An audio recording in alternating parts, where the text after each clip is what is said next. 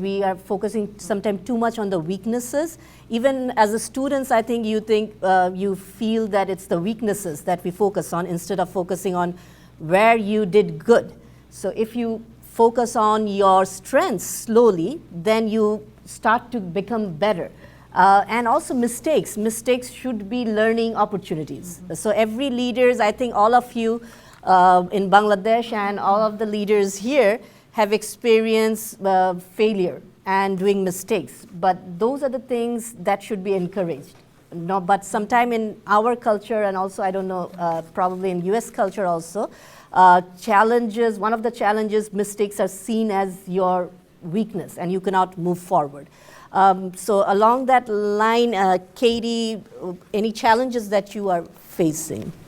So I'm in a unique experience where I am 20 years old and managing a company with over 50 employees and over $1 million budget.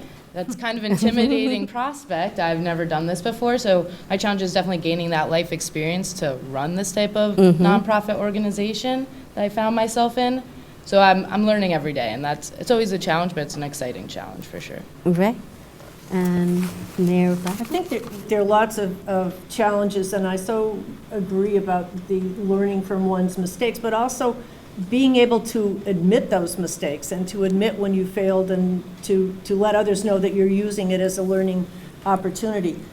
Speaking strictly from being a mayor in local government, I think some of the biggest challenges are things that you have to live with every day, because when you're a mayor of a village like Brockport, it's this is where everybody, same place where they get up in the morning, they come home to, and it's all the little things that matter to people in a village, and it's all these little challenges that just sort of add up and add up, and you want to make life better for the people in your village, but you're always having to deal with feral cats and trees being cut down and things like this. And it's often the most inconsequential sort of little things that cause the most chaos, that make people the most unhappy. So I think communication is a huge challenge that everybody needs to rise to, and communicating with people in the village about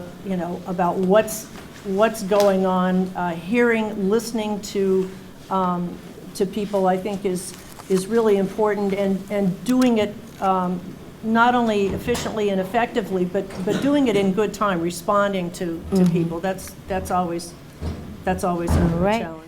And segueing to this point, I was wondering, I probably all of us heard the news of the brutal shooting in New Zealand, and we also saw a female leader, the Prime Minister of New Zealand, Ms. Ardern, how she dealt with it. It was compassion, being at their side, and emotional intelligence is one thing that there are researches that showed that women are more emotionally intelligent than men.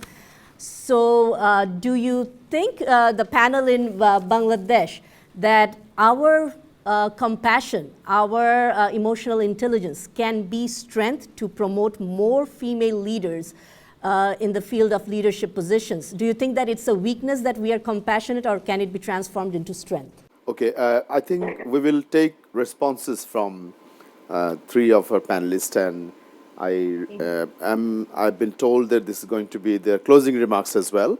So before we go to the panel for closing remarks, and let me connect one of our audience with a question and comments here. Would you please introduce yourself? Yes. Hi, I am Shashwati Shaha. My question is to both of the panelists, the Bangladesh and USA. So nowadays we can see that there are so many programs about leadership, specifically women leadership. But when we are talking about women leadership, we girls, we are not permitted to go out of home in our Bangladeshi culture as well as other culture. We can see that. So don't you think there should be some mentoring programs for the parents too, so that they can permit us to go out, and so that we can work for the people? Understand. Yeah. Okay.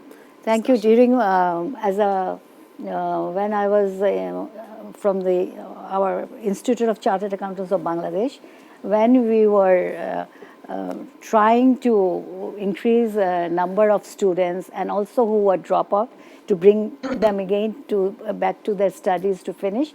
In fact, we used to do some workshops with the farms where they were working, their principals, and also we used to meet the parents too. They used to also come, and we used to share with them about their, how they should treat their girls or allow them to go to their clients or go outside for their audit and all this. Thank you, Apar.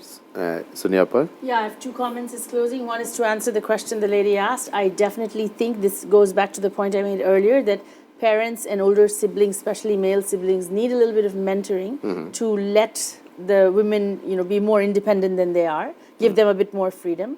And So that would change the mindset you mentioned. yes, the mindset that, they are capable and they should be let free. And to answer Dr. Rehnuma's question, compassion definitely is a part of emotional intelligence, but we're seeing that more and more learned behavior for leaders is coming on the word empathy, and that is being emphasized globally for men and women. And I agree with you. I think as women, our instinctive nature is to have compassion, which we as managers would do a bit better. But men are catching up because they're learning a lot about empathy and they're being trained on how to deal with situations. Palipa.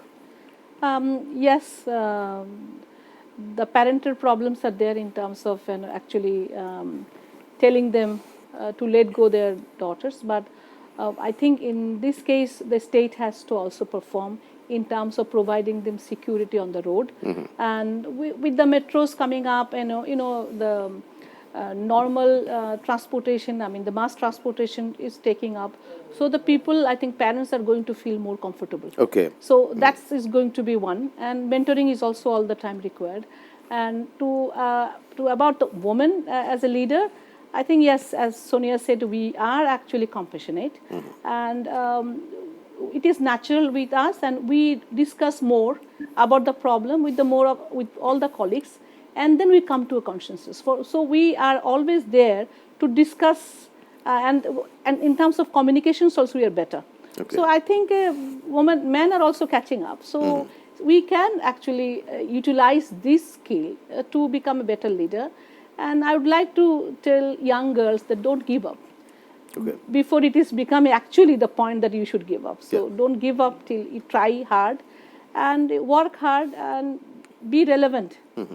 Wrapped up our discussion here. Thank you, Nagorik TV, and thank you, the amazing panel in Bangladesh, for initiating this discussion. And I would like to conclude by asking everybody, I can start with the panel here, any advice to young women who are aspiring to be future leaders? So in few words, could you give some advices? Be yourself. Know who you are. Don't compare yourself to other people. Own the best of who you are, and show up. And I know your strengths. Live up to them. I would add to that, seek support from other people, from mentors, from your peers. It's so important to have people that support you and believe in you, in addition to believing in yourself. So, Katie, what is your take on that? I just say go for it. If you're passionate about something, work hard, obviously, put your all into it, but go for it. There's really nothing holding you back. Right. Thank you. I would also like to thank our panel sitting there, Dr. Rehnuma and other team members. And we are very delighted to exchange our views and dialogue with you today. And also at the same time, I would like to thank our panel in Bangladesh, very resourceful panel. Thank you very much. Thank you, Nagorik. And also thanks to our audience here, sitting here. You asked questions and interacted with us. Ladies and gentlemen, dear viewers, we would like to close our program here today. And as I mentioned earlier, this program has been made possible with support from Heroes for All and the State University of New York, College of Brockport. Thank you very much and good luck.